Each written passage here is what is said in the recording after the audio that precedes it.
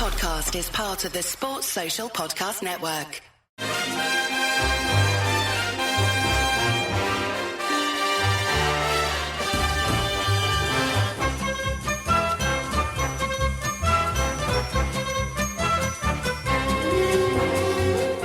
Hello everyone, I'm Chris Wynn. Welcome to How We're the Podcast as we gather once again, and this time it's not long after the final whistle, after Sunderland's 1-0 win against Millwall at the Stadium of Light. Good 3 points to get back on track after our, I'm going to say hiccup at Coventry City before the international break. And after rushing home from the game, I have the company of Gavin Henderson as always. All right, Gav? I'm very good, mate, yes. Very good. I'm always happy when Sunderland win. Well, it looked a bit cold and windy. Are you warmed up and ready to go? Wasn't that bad, actually. I took my big coat and then I regretted it about 10 minutes into the game and unzipped it, and then it ended up on the back of my chair. So it might have looked cold and windy, but it wasn't too bad. It was definitely windy. I mean, you saw the amount of shite swirling around on the pitch, and it wasn't... I'm not talking about the football, I'm talking about the actual... That's a real bugbear of mine. It is. Me and my mates, for about 15 minutes at the end of the game, kind of just... We switched off from the footy, and we were just, like, looking at the rubbish, like, fuck, I wish... No one like obviously will come round to the penalty and all that shit. But when the penalty decision occurred, I was like, right, you've got a minute. Get a couple of lads on the pitch with a bin bag and pick the shite up. And they didn't. There was just rubbish. It really does my head in. It's been a bugbear of mine for years. Anyways. Well, we had a few young lads on the bench. Manager should have went, oi, go on, slap them around the back of the head. Go on, better than cleaning boots, isn't it? Pick the crap up. And to join us as well is one I'm particularly excited about because it's been a while. We have the company of the artist formerly known as Bomber. You all right, mate?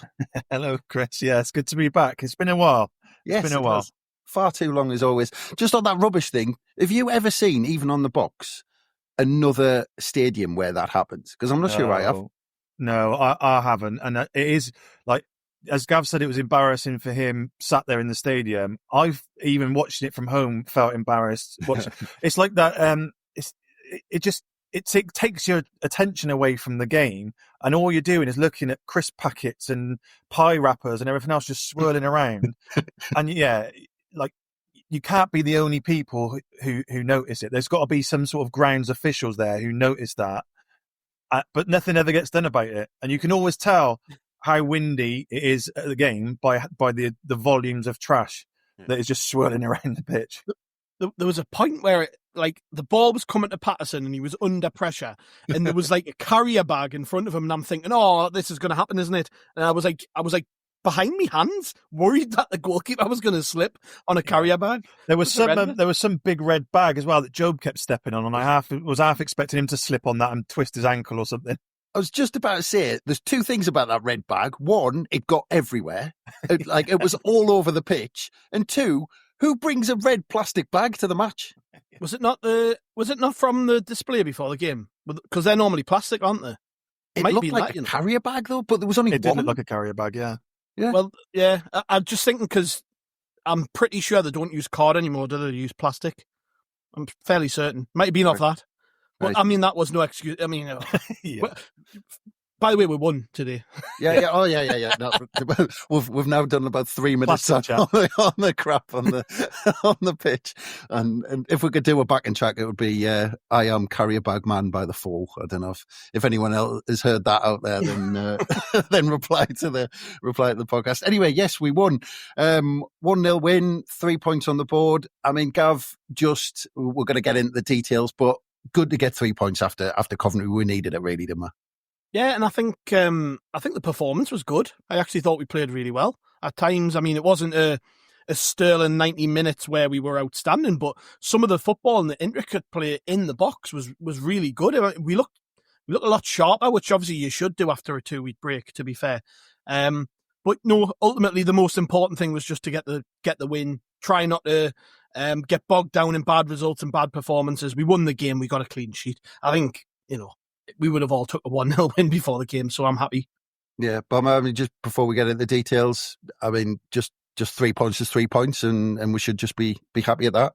Yeah, well, I was at the Coventry game, mate, so I'll take any sort of positive result, to be fair, and it really couldn't have got much worse. But yeah, you deserve for doing that, by the way, because everybody knows you should not go to Coventry away.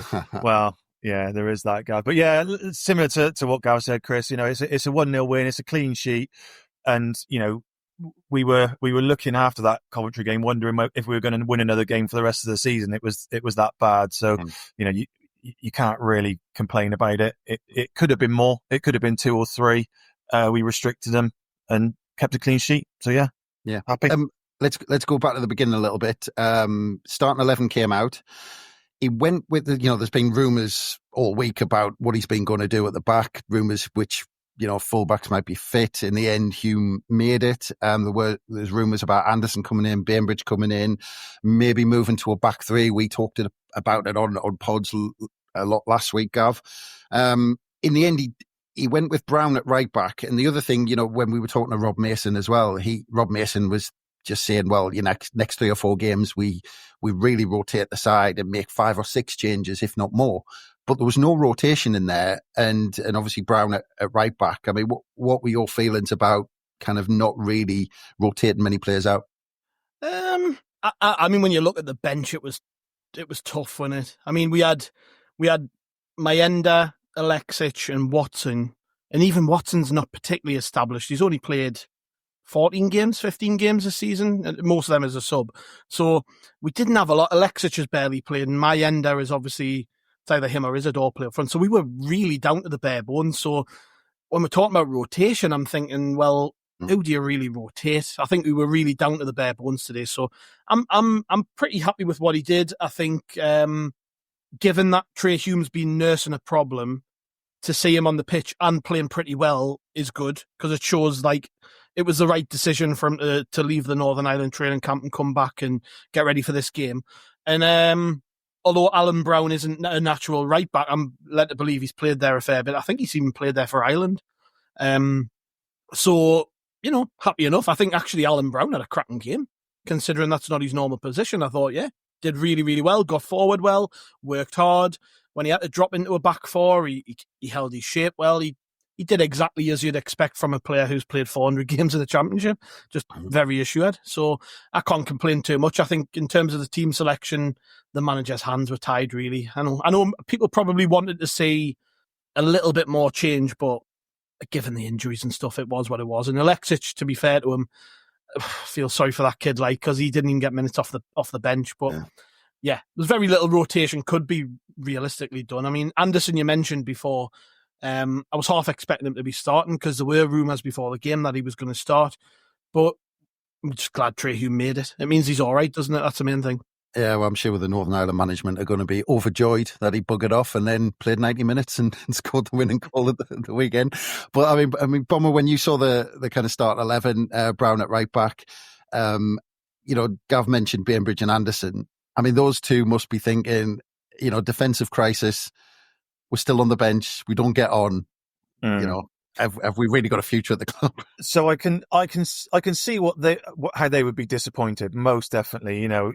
You're waiting for your chance. You think it's going to come, and then you see effectively a centre back going in at right back. One thing that I would say is that I think it's quite a clear indication from Regis Labrise that Alan Brown is going to be quite essential to us in the remaining games and potentially into a playoff run as well. Because if the option is there to give a natural right back some game time versus get some minutes into Alan Brown's legs, who has barely played any football in recent months because of his injuries and is still getting himself to full fitness because he's been kind of making cameo appearances such as the triangle of Neil, Job and Rig. So I think it speaks more to how important I think the manager sees Brown as being, rather than giving opportunities to those who haven't really had them in that position this season. I thought it was quite telling. Yeah. Start of the game, we came flying out the blocks, Gav. First 5 minutes, we had about 3 chances in the space of about 30 seconds, if that. We had, I think it was Isidore, then Job, then Rig. But that's the type of start we've kind of been asking for, isn't it? That's the one we've been waiting for. Yeah, and we did the same in the second half as well. So I don't know whether we've seen something in the analysis which showed Millwall are really slow starters or something. I don't know. But yeah, we started brilliantly, and this kind of ran through the theme of the game. But I think they had their keeper to thank for keeping the score down, because he made 2 good saves right at the start of the game. But we were brilliant from the off. I mean, I'm talking about the intricate play that we probably had 4 or 5 periods where we did this, but we did it right at the start of the game where we knocked it around the box lovely. I mean, Brown was overlapping, Roberts was doing them for fun, like, you know, he can do when he's on form. And I think it was us at our best at times. Actually, it was some of the best football we've played recently. And It was just, I mean, if I was gonna make one complaint, it was that we didn't carry that through the game sort of in a more consistent fashion. But you can't complain with the start. You're right, that's what we've been asking for a while now, is just get on the front foot and get at teams, because we've got the players to do it. And do it when you're energetic. Do it right at the start when you've got all that energy ready to burn. Let's try and take teams apart. And I think on another day we might have even scored an early goal, because, like I say, we were decent. Yeah, well, I was going to stick that one to you, Bomber, because, like, you know, after that kind of initial kind of burst in the first few minutes, we seem to do it ourselves. We seem to then go, right, okay, we've tried that. We had a little bit of joy with it, but then we started to just slow the game down a bit. And you have to kind of include the opposition on this, because there's not just one team on the pitch, but Millwall kind of started to move up the pitch and keep the ball. I think, you know, that their way of defending was keeping the ball for a bit. But the other thing was, I think in the build-up, in the preview, I was talking to Alex Grace in the build-up, and I was worried about Millwall just defending, because they've got one of the best defensive records and don't score many goals. But by them coming out after that initial period, it almost avoided Millwall doing that low block. And us then, you know, when we have those periods in home games where we just pass it sideways and we struggle to break teams down. And by them coming out, it gave us a little bit more room when we were going forward. Yeah, it did. And I'd like to think that is something that's been talked about in the build-up, in the coaching to building up towards the game, in that get them in the first 15 minutes and then let them, if we're not 1-0 up, sit back a little bit and let them come out. Because if that 15 minutes of high energy and 2 or 3 shots on target had continued, all that's going to really do is force Millwall further and further back and put more and more men behind the ball.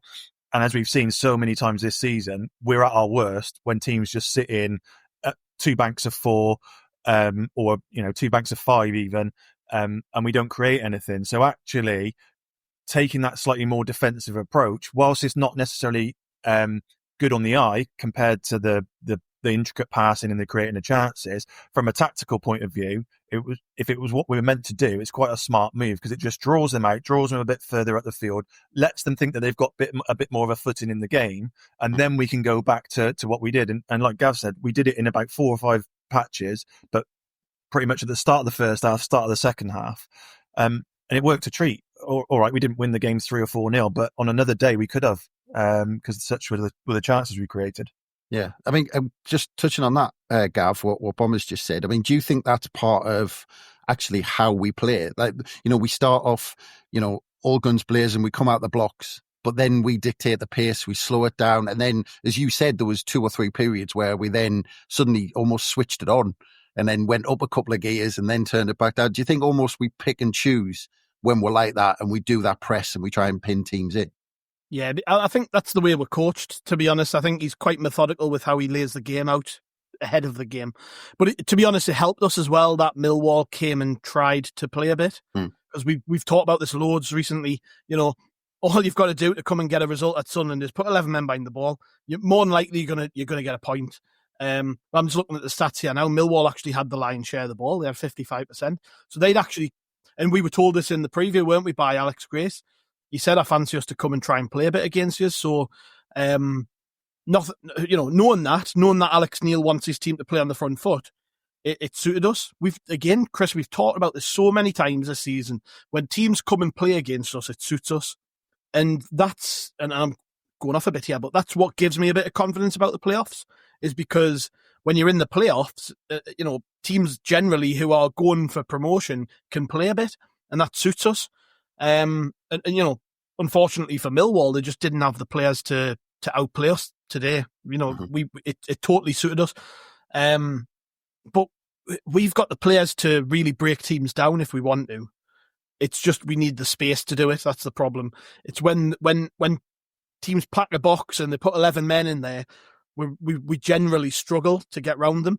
But today Millwall didn't do that, and it suited us. I mean, for me, Patrick Roberts was outstanding, and that was because he got so much time and space. So it's more fool the other team if they're going to try and play against. I don't know whether are Millwall in a position where realistically Alex Neil's looking at the table and going, we're not going to get in the playoffs. So is he just trying to, rather than come to Sunderland and go, we'll just go there and get a point and put 11 men behind the ball, he's looking at it and going, really, I'm trying to implement the style of play here for next season. And I think that probably suited us that they did that. So to answer your question, like, you know, I think we have got that ability to just switch it on when we want to, and it was a case of that. I think we didn't overexert ourselves. A lot of the time in this game, I was looking and thinking, are we even out of first gear? Yeah, we're sort of coasting here. But I was going to ask you, Gav, being in the stand, do you think those periods frustrate people? Yes and no. I mean, today, I think the general vibe around me anyways, were people pretty happy with how we played. It was a little bit boring, and I think maybe that was, you know, there wasn't as much frustration around because people were just watching us coast. It's more frustrating when we don't go at the team that we're playing against and we start making mistakes. I think we didn't make as many mistakes today in possession. We were quite good with the ball and we looked after it even when there was an out on. It was like, right, we'll go back inside, we'll keep a hold of the ball. And some of the intricate stuff around the box, the 1-2s, was coming off just because Millwall weren't pressing us. So ultimately, it depends on how you're playing, doesn't it? I think this was just one of them occasions where it reminds us a little bit of the Luton game a month or so ago, whenever it was when we played Luton, when they came. And I'm before the game, I'm thinking, right, they've got a new manager, so is he going to try and totally change the way Luton generally play against Sunderland, or is he going to come and do a typical Luton and try and like frustrate us? And what he did was he tried to play against us, and it suited us. It was a bit like that Luton game for me, where the other team made it easy for us to just really do what we're good at. Yeah. It could have, honestly, on another day, we could have been talking about a 3 or 4-0 win, and we would have been quite happy with that. Yeah. And Bomber, I mean, Gav mentioned a couple of things that he's kind of excited about that he's seen going into the playoffs. One thing I was excited about, because we haven't seen it for quite some time, was a set piece routine. For the first goal after 20 minutes, it seemed like a corner straight off the training ground that they've worked on. Roberts and Mundell did a little 1-2, give Roberts a bit of an angle to cross it in, and he seemed to know because he put it over the top of everyone. And I think if you looked as well, there was a few strategic kind of roadblocks going on in the middle to stop to give Hume a bit of space at the back post.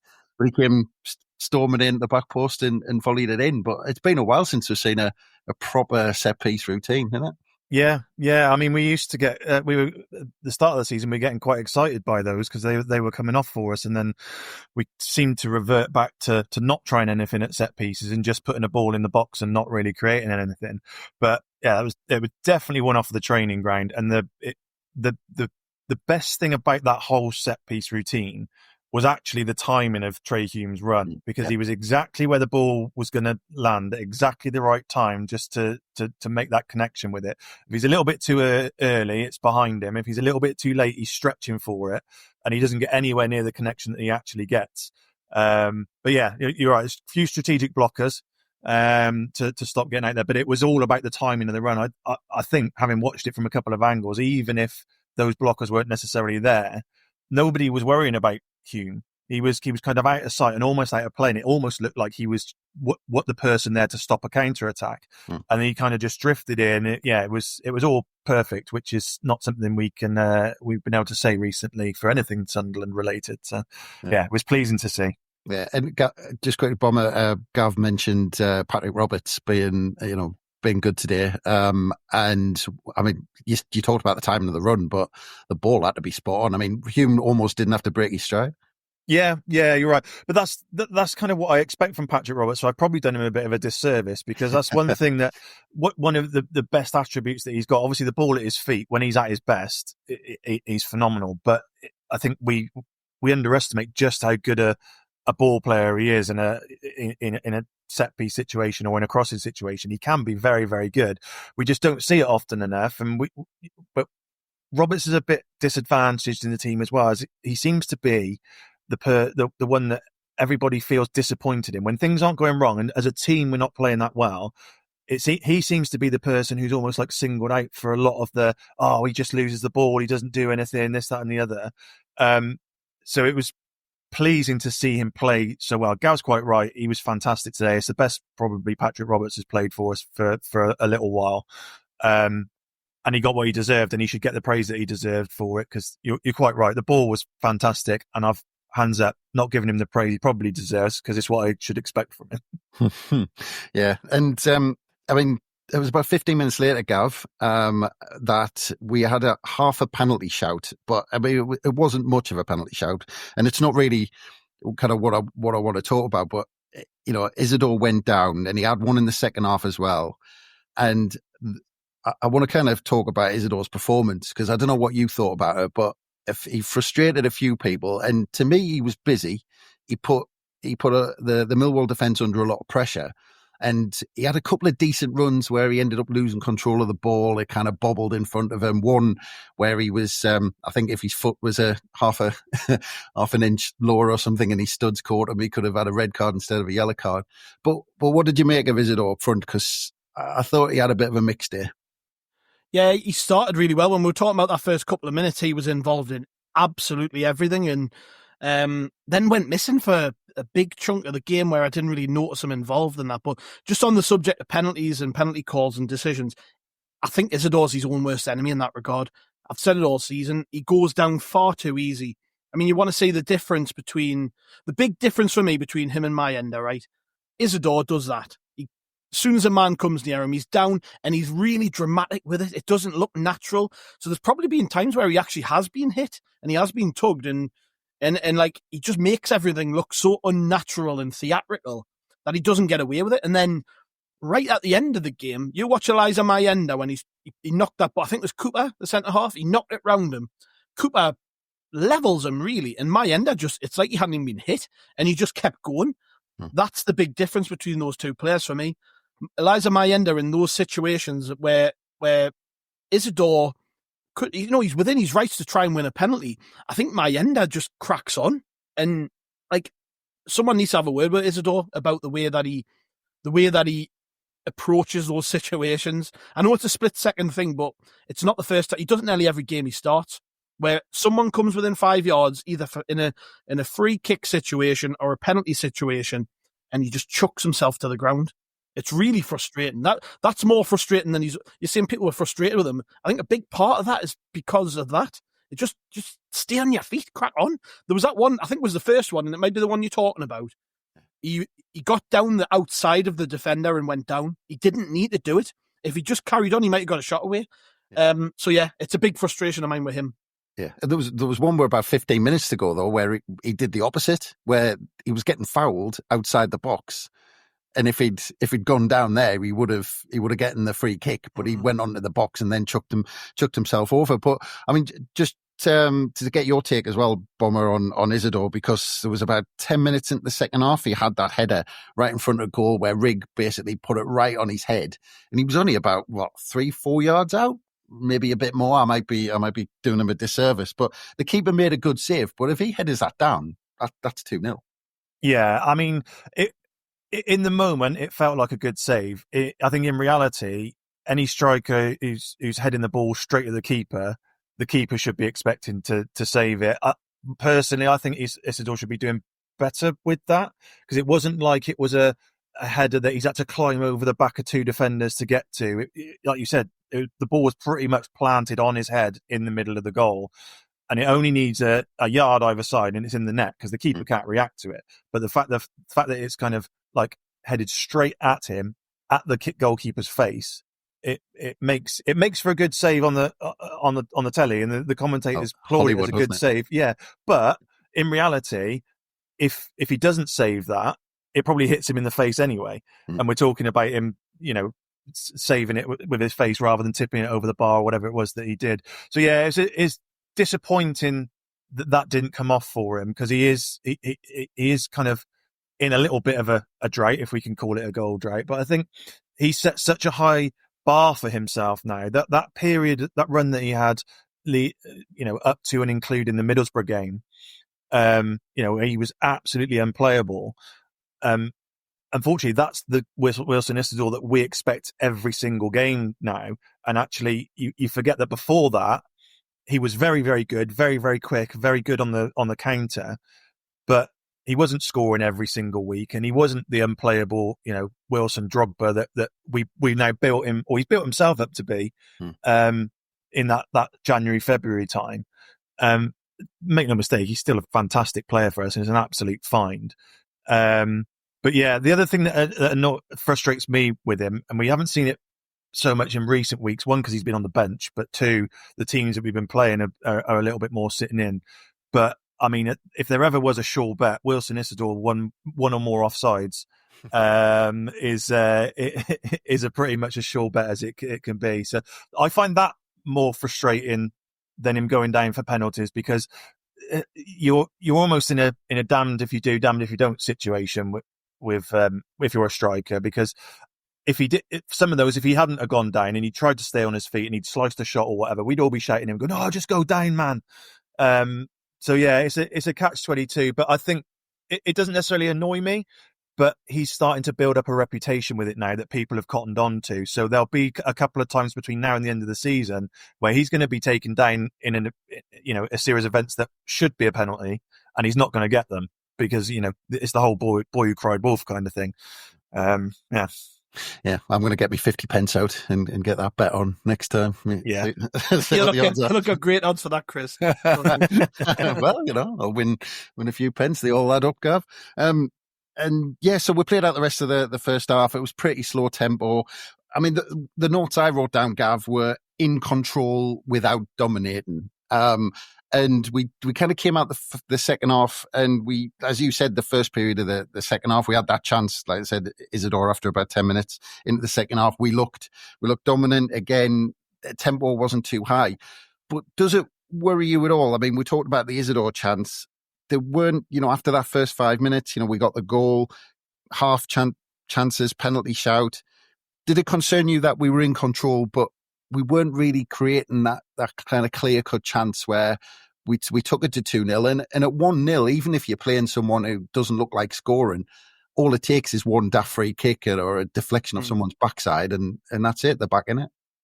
Yeah, there was a sense of anxiety building in the ground as well. I think everyone was feeling like this is a bit too tense. It wasn't like Millwall weren't.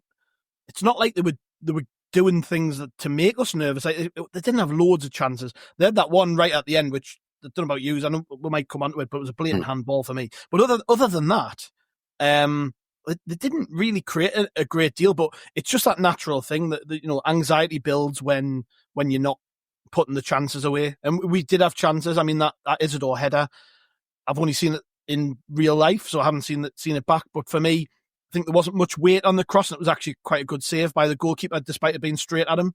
Don't know what you think, but I think it's just natural that you would get a little bit more anxious, particularly with Sunderland, because we've chucked away points this season late in games, so that's deep set. And it wasn't just anxiety because we might concede a chance or a goal. It was like every time the ball went near Patterson, everybody was nervous. Everybody, because what's happened is because he's made that many mistakes recently. The ball was coming within 5 yards. There was one where Millwall had like a half chance, and he dropped the ball just to get a better grip of it. But that was that was Coburn's header, which I think he should have done better with that.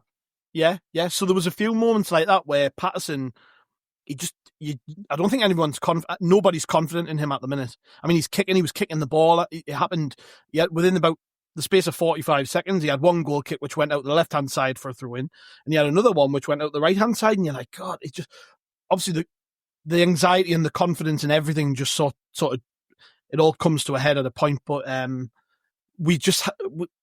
was the big frustration for me, was we didn't put another chance away, and it built towards the end. Thankfully we got over the line, but we've been in situations where we've conceded goals because of that.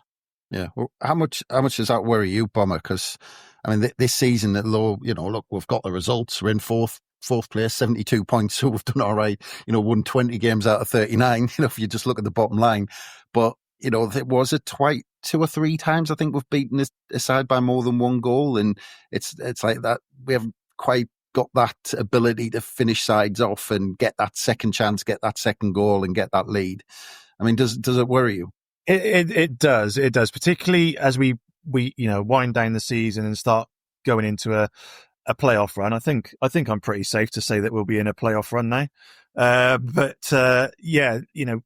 1-0, it doesn't matter how comfortable you're feeling during a game. 1-0 is never a comfortable scoreline because, like Gav mentioned, all it takes is, someone to charge down a Patterson goal kick or, when he's got the ball at his feet, come off their backside and end up in the back of the net, or, Luke O'Nien to dive and header one back to Patterson and it miss and go in.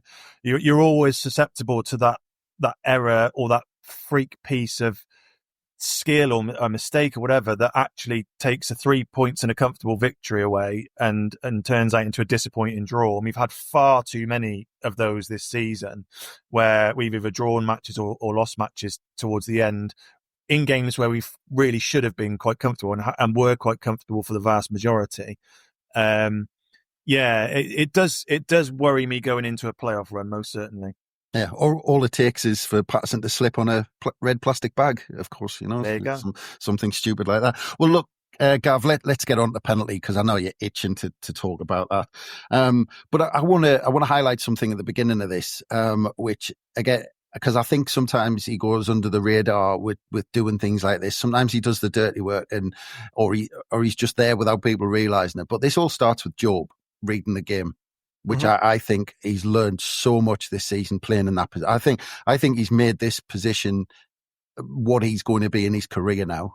I've said a couple of times, I think he's been confused since, when he came to the club, he came as like this attacking player, and he's changed his game almost to be this one of the first names on the team sheet in this position. He read this pass. He stepped into the space and he picked the ball up, and then he timed it perfectly to give Mundle the ball so Mundle can then run at the player. And then Mundle did his thing, cut back. Just a bugbear of mine, but because he gave the penalty, the way he swung his other foot at him, the defender, it was a yellow card and it wasn't given. I still can't believe that. But anyway, it was a penalty. He was brought down the box. He cut back. And then what happened after? There was a bit of an argument. Now, as a side in the Championship where you've got a manager who's organised, or he looks organised, he looks quite calm, you would think all of this would be sorted beforehand. You'd think there would be no arguing on the pitch about this. Wasn't it said earlier in the season that we don't have a penalty taker? We let the players decide it on the pitch. I feel like that was something that was brought up at one of the other times when we've missed a penalty. But one way or another, regardless of whether you decide on the pitch or whether the manager decides beforehand, there should be no argument about on the pitch about what's happening. Yeah, they should know the process. Yeah, it just looked amateur to me, to be honest. It was. I've seen other teams do that where they're all arguing over who takes it, and they're going to miss. Because I think in the end, I don't think Luke O'Nien wanted to take it. I think he was just trying to be an experienced leader and going, if you're all going to argue about it, I'll do it. It was a bit stupid, really. I mean, Mundle was clearly pissed off, and I don't mind that to some degree. But then storming off down the tunnel when you've been subbed off, I think that's petulant, and someone needs to have a word with him about that. I know he wanted to take the penalty, but it is what it is. I think Isidore wanted to take it as well, and don't know if Hume wouldn't give him the ball. Interestingly, I think Hume should have took it. Honestly, when it comes to technique and set pieces and stuff, I trust Trai Hume. But I think the problem is that we've missed that many penalties this season that it's obviously created some sort of anxiety amongst the group. I mean, it doesn't bode well for the playoffs, does it? If we end up in a situation where we've got to take penalties, nobody knows how to go about business, like who's taking them and who's the chief penalty taker, who's second in command. I prefer a bit of structure, if I'm honest. I would, if it was me, I would like to know who the penalty taker is, who the second in command is, who the third in command is, because there's going to be situations where you win a penalty and your first and second choice are off the pitch. I think there should be a chain of command. Yes, if you miss the penalty, you drop down that queue. That to me, that should be the case. Regardless, Luke O'Nien, to his credit, stepped up, and I saw a stat on Twitter while I was coming back from the game. Somebody said he's actually took 6 penalties for us and scored all 6. So, it's not like he's a complete mug. And I was standing there and talking to my mates and saying, well, let's be honest, lads, if there's one person on the pitch who practices more than anybody, it'll be him. You can guarantee it. So that was what I was telling myself. But then he stepped up and took probably the worst penalty we've seen since Jeff Whitley. It was shocking. It was absolutely terrible. But I'm not going to slate the lad for it. And I know I'm a proper 09 apologist. I love him. But I think it takes guts for anybody to step up and do it. And I don't think he actually wanted to. I think that was just somebody who is a leader in the group, seeing what was going on and going, I'll just take it. If you are all going to argue, I'll take it. So I'm not going to look. It didn't cost us in the end. So let's not. I think we should definitely talk about it. But I'm already seeing conversations with people, and that's all they're talking about was the penalty. I'm like, oh yeah, we won today. It didn't matter. So let's just try and get over it. It was a weird situation though. Yeah, well, it's starting to remind me of Peter Reid's first promotion in 95-96, where I think we missed God knows how many penalties that season. And do you know what, Chris? Do you know what? I wish you'd been with us there today, because I brought that up. We were trying to work out when the last time was that we'd missed that many penalties, and I was like, I'm sure that season under Reid we did. 95-96, I think Martin Scott, Paul Bracewell, Kevin Ball, Phil Gray, I think Craig Russell missed one. I think we missed. T-Lady. Aye, that's it. I think Bobby Saxton might have stepped up and missed one and all. But Bomber, your take on it, because you look at on the face of it, and Luke O'Nien, obviously a defender, but you've got players like Isidore, Mundle, who want goals. On a level from their point of view, they must almost be a little embarrassed that they're not taking it. Yeah, a little bit, and I can understand. Firstly, I can understand why there was an argument about it, because Mundle did the work to win the penalty. He's coming back into some sort of sharpness and some sort of form. He wants a goal to get himself back underway.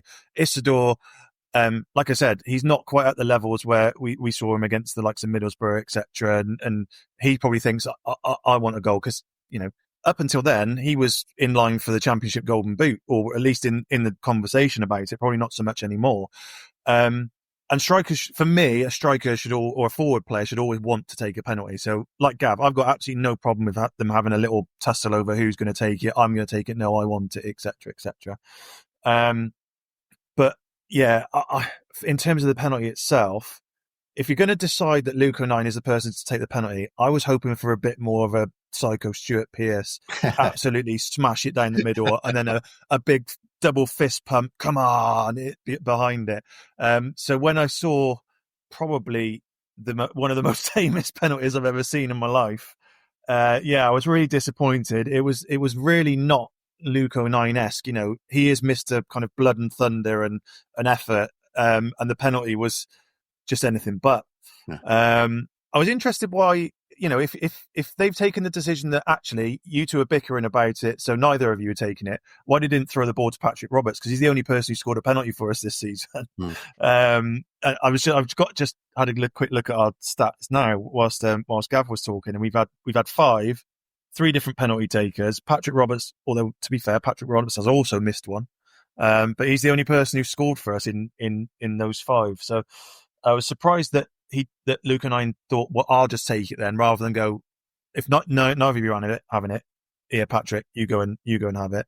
But I hadn't thought of Trai Hume, and Gav made a really good point there. Actually, I think Trai Hume would be a very, very good penalty taker, because his technical, his ball striking from and his crossing ability, and his ability to strike a ball is very good. So yeah, it was disappointing, but again, it didn't cost us in the end. I think we'd be talking about it a hell of a lot more if it did cost us. But yeah. And just to add on the Mundle thing, no player should be storming off after being substituted just because they didn't get to take a penalty. It's quite petulant, and by all accounts, he must have realised that himself, because I hear that he did come back out afterwards. Yeah. So fair play to him for realising that mistake, but it's not a good look. Garnacho got crucified for doing something very similar, didn't he? So yeah, talking about not being a good look, it was that little kind of that little trot that 09 did just before he hit the ball. I don't know what that was all about. I mean, I'm sure I hope they'll be laughing about it, because I'm sure he'll take some stick over that little hop that he did just before. Like a dressage horse. Yeah, that's what he thought was a little step he had to step over before he actually kicked the ball. But yeah, actually, just quickly on that, Bomber, the role of Dan Neil in that, because Mundell seemed to be Dan Neil seemed to be, in the captain's role, but he seemed to be the one pushing Mundell out the way, or really having a pop at like Mundell's reaction to it. But I mean, does that say anything in the moment? That Mundell was having a pop back and saying, disagreeing so publicly with a decision like that. I think I've not got a problem with it necessarily. It's a heat of the moment thing. He's not. Mundell's probably not thinking, "Oh, that's the captain. I probably shouldn't speak back to him in that respect." Dan Neil, as the captain, has to take charge of that situation, and somebody has to get Mundell out the way. Otherwise, the penalty is never going to be taken, and actually, he'll probably get a booking for delaying the game. Yeah. So I've got no problem with Neil being the one pushing him away.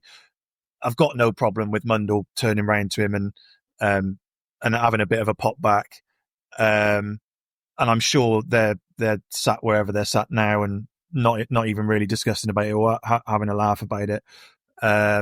Like I said, it didn't cost us. So if it had, then there probably going to be some arguments about it in the changing rooms, and would probably be sat here arguing about it ourselves. But it's a flashpoint in a game that you talk about, but no more, I think. Yeah. Well, actually, you made a good point there. I'm going to put it down to a Preston North End type time wasting tactic. I reckon that's what we were really doing. Because actually, a minute later, Gav, we made a double substitution. Mundell came off and Isidore came off. Watson and Meander came on. There's two things about this, Gav, I want to ask you about. The first being, do you think that it was related to the incident of the penalty? And the second one, are you surprised that he didn't make substitutions earlier? Because we've been talking about potentially saving legs, potentially kind of not kind of pushing players to limits and things like that. So what did you think on either of those points?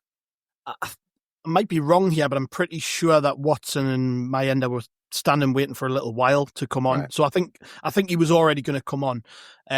But no, we were standing in the ground saying, why is he not making subs earlier? And I'm normally a bit more supportive of the manager on this, because he does get quite a bit of stick for the timings of his subs and things.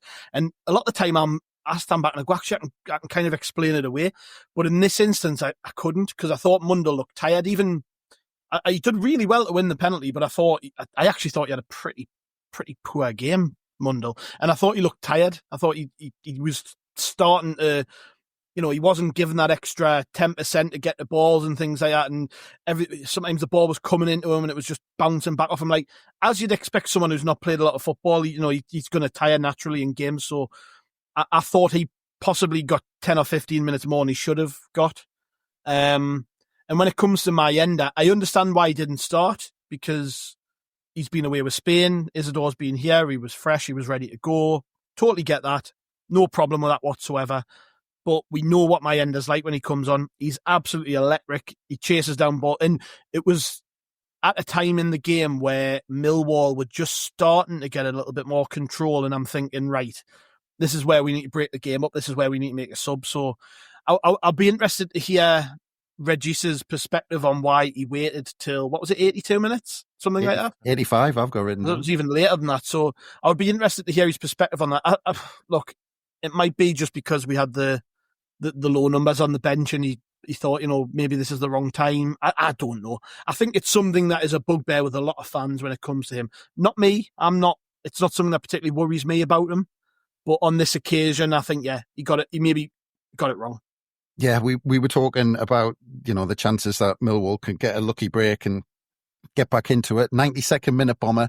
And I was watching this from behind my hands. I just thought, he would go like this. This is it. When, as I made it, when I was writing things down, they had that header on 71 minutes and then this one. So this is all they had. We kept them at arm's length, and then they broke and go down the right-hand side, I think it was. And then they pulled it back and I thought, he would go. And then Mepham I mean, what a challenge this was. It just completely, it wasn't kind of one of them where, it wasn't kind of a John Terry with his head where he threw himself in, but proper control, got himself in the right position. But I mean, what a challenge. I mean, that late in the game. Yeah. I mean, but as Gav said earlier, it probably was handball, even though it wasn't given. You said arm's length, and I think arm's length is yeah. Fucking me. Yeah, it was. I mean, it's a great kind of challenge, regardless of the time of game, regardless of the situation with the scoreline. I'm with Gav. I probably think we were a bit fortuitous not to give something away there. But yeah, it was one of those, and we've seen it so many times where we get to the end of a game and we go a bit backs to the wall, and then a cross comes in out of nowhere and it bumbles around the box, falls to an opposition player, and they, without any control or any finesse, just larrup it, and it ends up in the net, and everybody just drops to their knees, and we can't believe it's happened again. And it was like watching it. Even though it didn't happen, it was like watching a car crash. You know, when you can see it happening, it goes in slow motion. So that ball moved across that box at about 1 frame per second in my brain. And then it obviously fell how it fell and played out how it played out, and we booted it clear. But, for what was probably 5 seconds of play, it felt like about 5 minutes for me. And it was one of the longest 5 minutes of football I've watched. But thankfully, we didn't keep up with the trend of conceding so late on to really quite scrappy and crap goals, to be honest. Yeah. But we did get through it. We did get the 3 points. We won 1-0. You mentioned Patrick Roberts, Gav, but was he your man of the match? Yeah. I thought he was outstanding. When he's been getting stick recently, I've felt like it's all been a bit ridiculous, if I'm honest. I think Patrick Roberts has definitely had games this season where you should be looking and going, oh, he should be doing more. But I actually think for the 2 or 3 games before the break, and then in this one, I think he's been probably our best player. Just outstanding. One of the big criticisms is that his end product's not good enough. Well, I think that's the last 3 or 4 games now. He might have got an assist, or he's definitely been in the. Again, I haven't got the stats in front of us, but another assist today, a couple of assists before the break. I think he's starting to pick up. And at the very start of the game, if it wasn't for a fingertip save from the goalkeeper, I might have had a goal. It was one of them where he cuts inside on his left foot and he lashes it, and it's tame. I say a lash with, through gritted teeth kind of thing. Lash is probably the wrong word to use, because sometimes it's soft as cloth. And God, if he just put his foot through that, it's a great chance to score. On this one, he did. He proper smashed it, and it goes wide for a corner. But generally, I just think, as a playmaker, there's not many better. I think we underrate that aspect of his game, where when he gets the ball, he puts teams on the back foot. They don't know which direction he's going to go. They don't know where he's going with it. And sometimes they do see what he's about to do, and because his feet are that quick, they can't get the ball off him. And I thought he was probably at his best today. That's about as well as I've seen him play this season. And I hope he gets the credit for it, because so many, I think Bomber touched on it at the start. I think he's become a bit of a scapegoat, a bit of not a boo boy, but I think if he's one of them players where a lot of fans look at him and go, he's not with it. He's not up to it. He's somebody we should replace in the summer, this, that, and the other. I think he's starting to prove his worth. He's shown how valuable he is. Because on the other side, I don't think Mundell's been as consistent since he come back. He's had moments. He won us a penalty a day, scored a good goal the other week, but in terms of consistent performances, it's not there yet, naturally, because of injury. That's going to take a while to get. And then Watson, I don't think Watson's looked good at all since he come back. So if we're going to be critical of players, you've got to level the same sort of focus on the players on the other side of the pitch. Patrick Roberts deserves total praise for his performance. I think he was the big factor in us winning this game. And it was another assist for a great cross for the goal. Yeah. Any other names you'd chuck in the ring for that? Well, when the game finished, knowing that I was coming on to speak to you two, I thought Trai Hume. Again, I know it's an easy pick because he's the goal scorer, etc. But having to play out on the left, which we know he can do it, but it's not his natural position.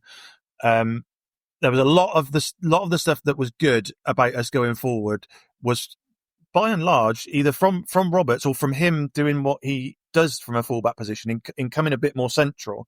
And I don't know if you remember that he had another really good attempt at goal, where he kind of come inside, received the ball kind of just outside the D and swung it. It was off target in the end.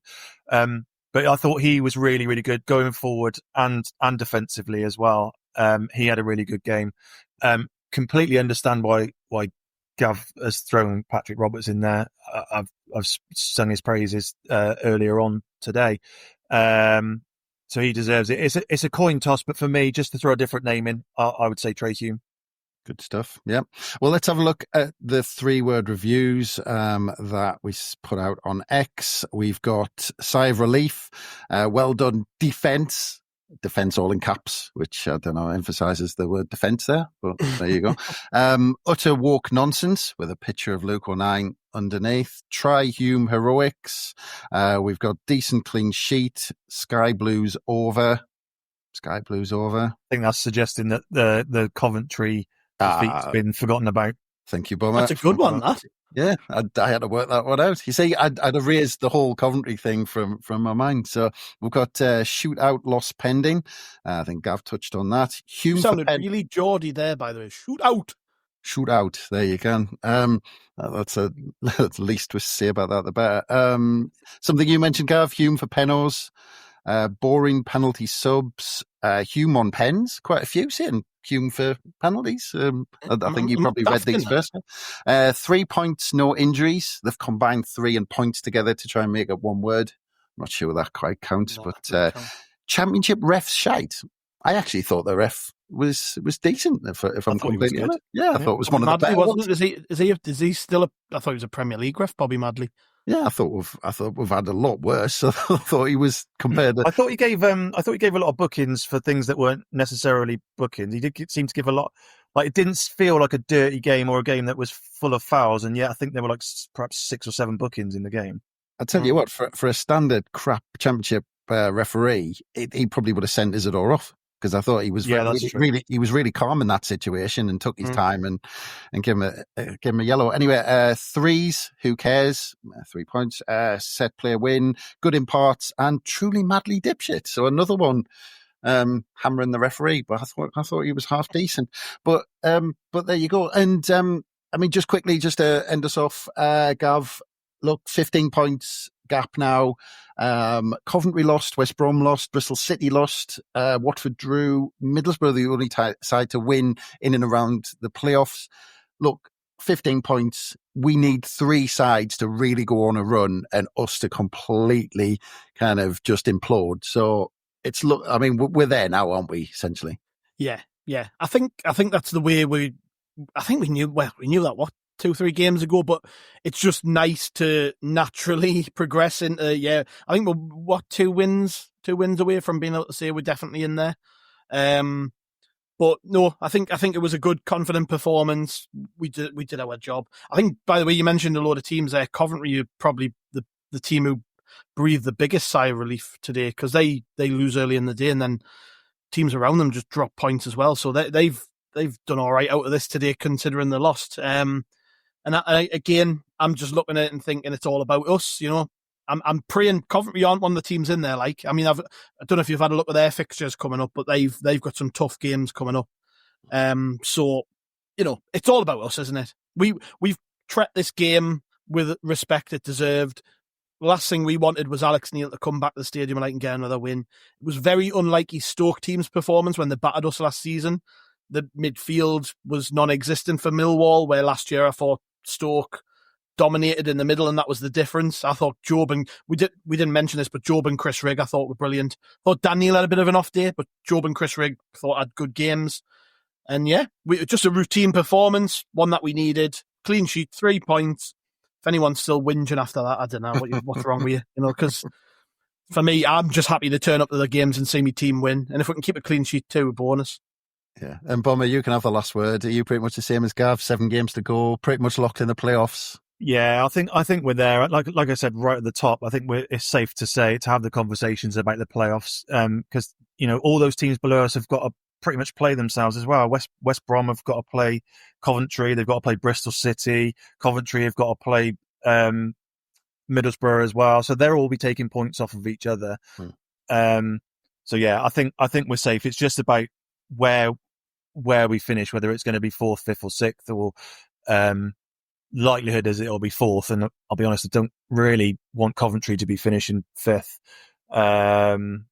That said, the teams that are likely to end up in the playoffs over 2 legs, I'd back us against any of them over 2 legs with the way that we play. And then it just comes down to the lottery of a playoff final, doesn't it? Who turns up on the day or who can decide who's going to take the penalties and put them away. Yeah, that's it. Well, I think that rounds us off nicely because we've talked almost for an hour about a game without all that much incident, to be honest. But we've managed... Bunch of gobshites, that's what it is. That's it. We managed to do all right. So that just leaves me to say thank you very much, Gavin. Cheers, mate. Cheers, and always a pleasure, Bomber. Good to speak to you, mate. Thank you, Chris. Hopefully it's not this long again. Yes, good stuff. And thanks again, everyone, for listening. Of course, we've got loads for you to listen back to from previous podcasts, like Gav's interview with Bailey Wright, which I've still got on my list of when I've got the time to listen to. So I'm looking forward to that, mate. We had Ian Murder, we had Kieran Maguire, we had Malcolm Crosby, we had Kieran Brady, of course. Rob Mason. Yeah, that's it. See, we've had so many, I can't even keep up now. So if you haven't listened to all of them, kind of go back to listen to those. But we'll be back, of course, in the build-up to West Brom next weekend. So please like and subscribe if you like what we're doing, and keep an eye out in all the usual places for the next pod that should be dropping very soon. But from us, bye for now.